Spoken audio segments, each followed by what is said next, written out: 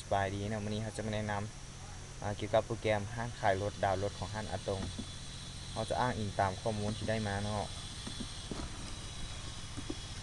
อันนี้ก็ป้อนซื้อผู้ใช้งานของพนักงานตัวอย่างขนส่งรหัสผ่าน1 2 3 4 5แต่ถ้าก้อนกายกดเข้าสู่ระบบบ่ได้เนาะจะมีข้อความเตือนแล้วเตือนขึ้นมาว่าซื้อรหัสผ่านไม่ถูกต้องเราพิมพ์ตัวนึงเข้าสู่ระบบ อันนี้จะเป็นหน้าตาของหน้ารักของโปรแกรมเนาะรันเข้ามาปุ๊บจะเป็นอันนี้เนาะหลังจากนั้นพนักงานก็สามารถไปเบิ่งสินค้าอยู่ในห้างได้แล้วก็ตัวอย่างอันนี้จะเป็นรถที่มีอยู่ในสามคันจะมีรถกระบะขนาดน้อยกับขนาดกลางเนาะขนาดน้อยก็จะมีประมาณนี้หลังจากนั้นลูกค้ามากรณีว่ารถนี้มันหลายเกินไปนะเขารถมันหลายเขาเบิ่งอยู่นี่บ่เห็นเขาสามารถค้นหาได้เนาะค้นหาได้ทุกอย่างเลยเพียงแต่พิมพ์ไปมันก็ออกเนาะตัวอย่างเราจะค้นหารถกระบะขนาดน้อยหรือขนาดกลางรถกระบะขนาดกลางนี่เนาะมันจะขึ้นมาแบบออโต้เลยตัวอย่างลูกค้ามาซื้อแบบนี้เนาะรถคันนี้ฉันจะเอามาคลิกเนี่ยมันจะโฟกัสที่จำนวนเลยเนี่ยรหัสสินค้าแล้วก็ซื้อสินค้าจะเป็นยี่ห้อรถดีซูซูดีแม็กราคา260 ล้านนะครับป้อนจำนวนไปเนาะกดโอเคหลังจากนั้นก็บันทึกข้อมูลของลูกค้าต่อซื้อตัวอย่างลูกค้าที่มาซื้อนะเนาะซื้อยังตัวอย่างใส่ว่าหมวกข้าวบุญซูอายุ43 ปีอาชีพพนักงานเบอร์โทรบ้านอยู่ปัจจุบันบ้านเขา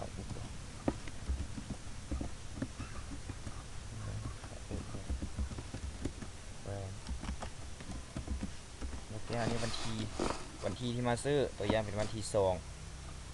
เดือน 3 2019เนาะลูกค้าต้องการแบบใดวะมาดาวหรือมาซื้อเนาะตัวอย่างว่าบุญซูนี่ต้องการมาดาวใช่ไหมคลิกดาวนี่เนาะรหัสของมันเป็นประมาณนี้เนาะเปอร์เซ็นต์หลังจากนั้นทำมาป้อนจำนวนเงินที่ลูกค้าดาวเนาะตัวอย่างลูกค้ามาดาวในราคา80 ล้านซะ80 ล้านพอในเวลาจักเดือนจักปีประมาณนั้นตัวอย่าง60 เดือนมันเท่ากับ5 ปีกดคิดไรดอกเบี้ยต่อเดือนลูกค้าจะต้องจ่ายเดือนหนึ่ง3 ล้าน 150,000 กีบส่วนอันนี้ก็เงินที่ยังเหลือเงินที่ยังข้างเงินที่ยังเหลือหรือไฟแนนซ์นะเอาใส่แบบนี้เอาจะได้เข้าใจง่ายส่วนว่าเฮ็ดจังใดมันถึงมาออกเป็น3 ล้านอันนี้เนาะบ่จือเนาะมันอยู่ใน Excel เนาะมันจะยาวอยู่เนาะก่อนสิมาออกเดี๋ยวนี้เนาะเจ้าตัวนี้มันคูณตัวนี้ตัวคูณตัวนี้แล้วก็หารกันเนาะมันจึงจะมันเป็นแบบนี้มันเสียเวลาเนาะที่จะเขาจะไปคูณปีคิดไรแบบนั้นเราใช้โปรแกรมดีกว่าสบายหลังจากนั้นเขากดคำว่าบันทึกแล้วอันนั้นก็คือการดาวเนาะตัวอย่างบัดนี้ลูกค้าคนต่อไปมาซื้อรถกระบะขนาดน้อยตัวนี้มันคันคือกันแต่ว่าอันนี้เขามาซื้อในจ่ายสดเนาะข้าวถึงโกงอายุ50 ปีอาชีพประชาชนโทร00บ้านอยู่ปัจจุบันบ้านอุดมเมืองหัวใจ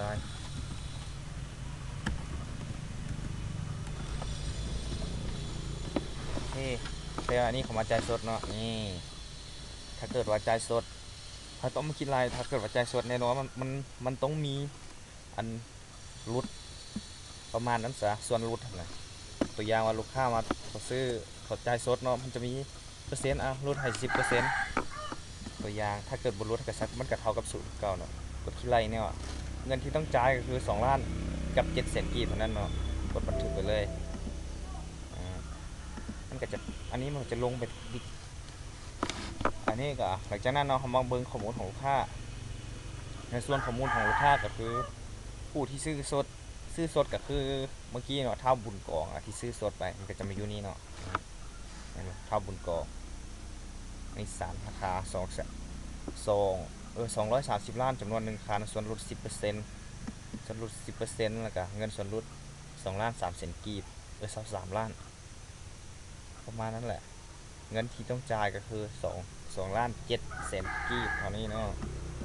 อันนี้ก็คือไว้ค้นหาจากบัญชีกันติ๊กตัวนี้ก่อนแล้วตัวนี้มันจะโฟบัญชีหลังจากนั้นตัวนี้ก็คือผู้ที่ดาวหรือผู้ที่ผ่อน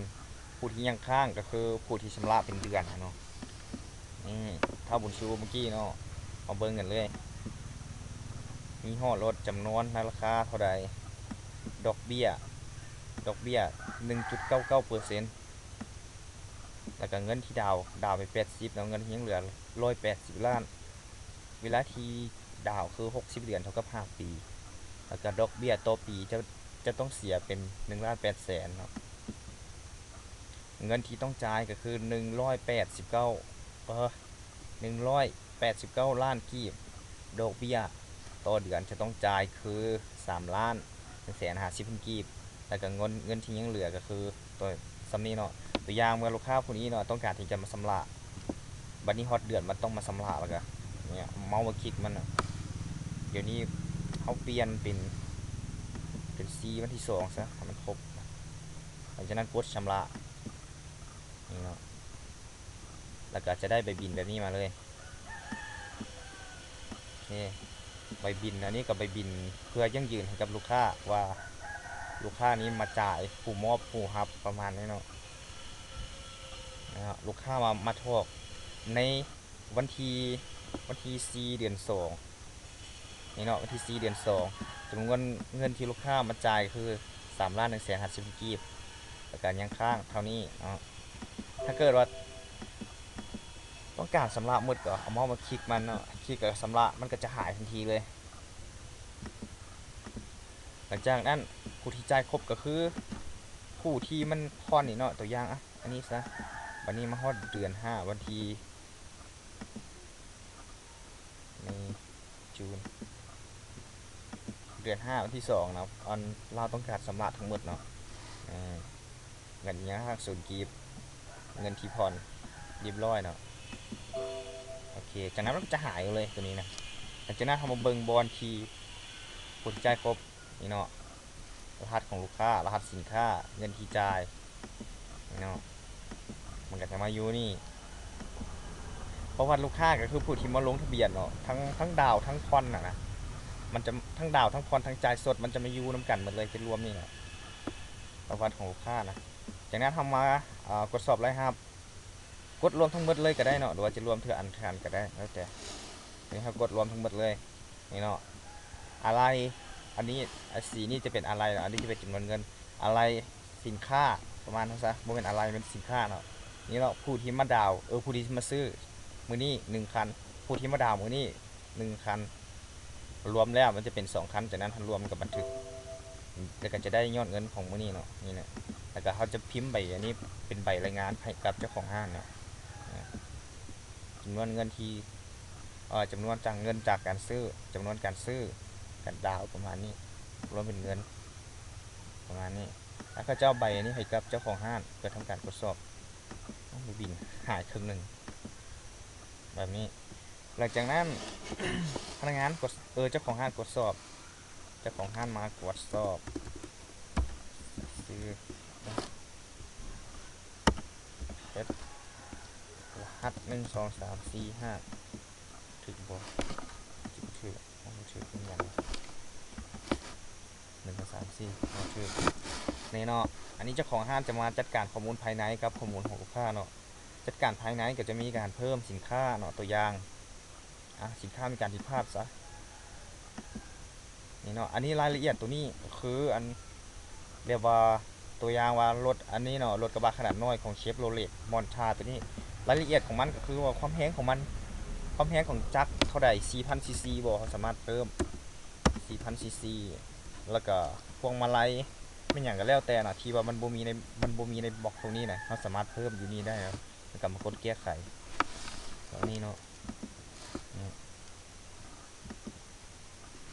จากนั้นอันนี้ก็ยอดการดาวลูกค้าเจ้าของฮาร์ดกดสอบเนาะนะครับยอดการดาววันนี้มีจำนวนดาวที่นี่เนาะโอเคการซื้อสินค้าใกล้หมดตัวนี้ก็คือตัวอย่างว่าลูกค้าที่มาซื้อตัวนี้เนาะมาซื้อแล้วสินค้าตัวใดที่มันเมื่อว่ากาย3ลงไปมันจะมาอีกข้างอยู่ในนี่หมดอันนี้ก็ข้อมูลของพนักงานก็คือนี่จะมีประมาณนี้จะมี user hard เราสามารถเปลี่ยนแปลงให้พนักงานได้เนาะจากนั้นกับกดสอบเลยครับต่อมือเมื่อกี้ลูกค้าสรุปเงินให้เนาะเมนบอเมื่อกี้สินค้าทั้งหมดได้ขาย2อัน2คันประมาณนั้นจากนั้นทำมารวมเงินทั้งหมดเพื่อจะได้นี่เนาะเขามากดรวมแล้วก็มันจะโฟกัสดูนี่ก็คือต้องป้อนเดือนปัจจุบันเป็นเดือน3ซะเดือน3นี้เขาได้ขายอะไรเท่านี้เนาะขายรถมักจะว่าอะไรนั่นบันทึกซะนี่แล้วก็ไปรหัสต่อเดือนนะครับเดือน3จำนวนรถที่ได้ขายไป2คันมารวมเงินตัวนี้ก็จะเป็นรวมของปีแล้วเนาะตัวอย่างปี2019จะได้เงินแต่เท่าไหร่นึง287 ล้านโอเคโอเคอันนี้ก็คือจากยอดการซื้อกับยอดการดาวเท่านั้นเนาะส่วนที่เหลือก็คือประวัติของมันจะแปลว่าแต่ละเดือนจะมารวมกันอีกเนาะก็คือผู้ที่พรประมาณนั้นเดือนละ3 ล้านมันมารวมกันขึ้นทีละน้อยเนาะอันนี้เขาเฮ็ดไปก่อนเฮ็ดแบบว่าจวดไปเลยอัตราดอกเบี้ยตัวนี้ก็คือเขามันกำหนดอันตัว 1.99% เมื่อกี้เนาะถ้าว่ามันมีการเปลี่ยนแปลงก็สามารถเปลี่ยนได้เนาะ0.99ประมาณนั้นเนาะ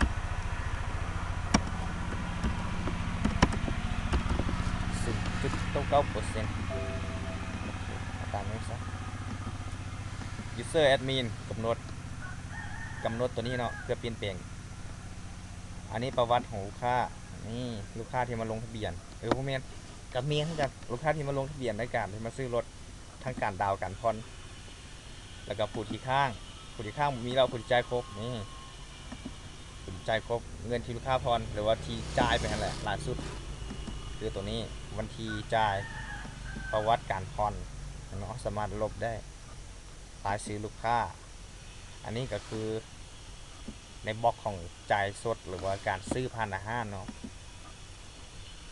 ส่วนว่าการซื้อมันมี2 กรณีก็คือผ่านธนาคารเขาบ่เป็นยุ่งเนาะนั่นจะเป็นข้อมูลของธนาคารทั้งนั้นอันนี้เขาจะเป็นการซื้อผ่านอาหารการสาธิตโปรแกรมการขายรถตรงกับมีแต่ซ้ำเนี่ยหาว่ามีบอลผิดพลาดบนไหนก็คอมเมนต์หรือว่าบอกบอลที่จะแก้ไขเนาะเพื่อที่จะนำไปแก้ไขหรือปรับปรุงตัวใหม่โอเคครับ